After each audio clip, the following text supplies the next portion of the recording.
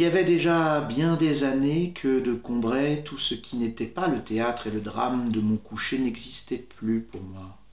Quand un jour d'hiver, comme je rentrais à la maison, ma mère, voyant que j'avais froid, me proposa de me faire prendre contre mon habitude un peu de thé. Je refusai d'abord, et, je ne sais pourquoi, me ravisai. Elle envoya chercher un de ces gâteaux courts et dodus appelés petites madeleines qui semblent avoir été moulés dans la valve rainurée d'une coquille de Saint-Jacques. Et bientôt, machinalement, accablé par la morne journée et la perspective d'un triste lendemain, je portai à mes lèvres une cuillerée de thé où j'avais laissé s'amollir un morceau de madeleine. Mais à l'instant même où la gorgée mêlée des miettes du gâteau toucha mon palais, je tressaillis, attentif à ce qui se passait d'extraordinaire en moi.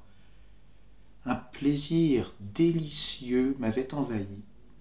Isolé, il m'avait aussitôt rendu les vicissitudes de la vie indifférentes, ses désastres inoffensifs, sa brièveté illusoire. J'avais cessé de me sentir médiocre, contingent mortel.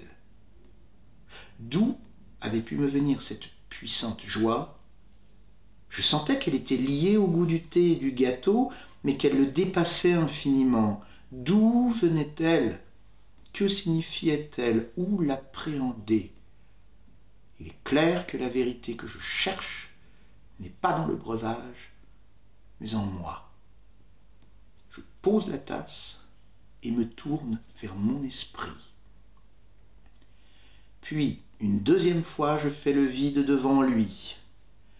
Je remets en face de lui la saveur encore récente de cette première gorgée et je sens tressaillir en moi quelque chose qui se déplace, voudrait s'élever, quelque chose qu'on aurait désancré à une grande profondeur. Je ne sais ce que c'est, mais cela monte lentement. J'éprouve la résistance et j'entends la rumeur des distances traversées. Arrivera-t-il jusqu'à la surface de ma claire conscience ce souvenir? Je ne sais. Et tout d'un coup, le souvenir m'est apparu.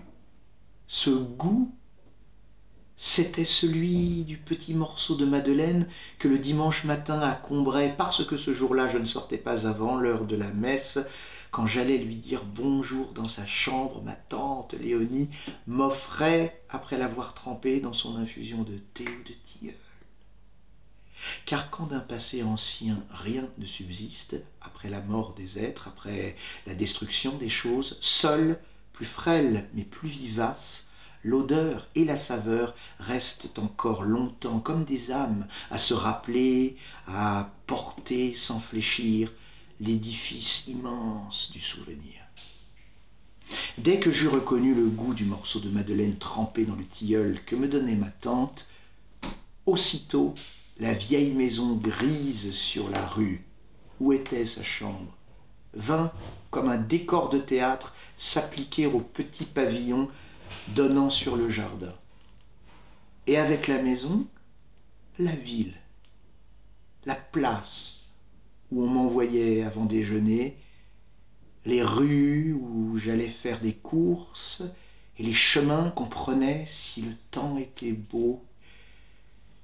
Et comme dans ce jeu où les Japonais s'amusent à tremper dans un bol de porcelaine rempli d'eau de petits morceaux de papier qui, à peine y sont-ils plongés, s'étirent, se contournent, deviennent des fleurs, des maisons, des personnages reconnaissables. De même, maintenant, toutes les fleurs de notre jardin et celles du parc de Monsieur Swann et les nymphéas de la Vivonne et les bonnes gens du village et leurs petits logis et l'église et tout Combray et ses environs,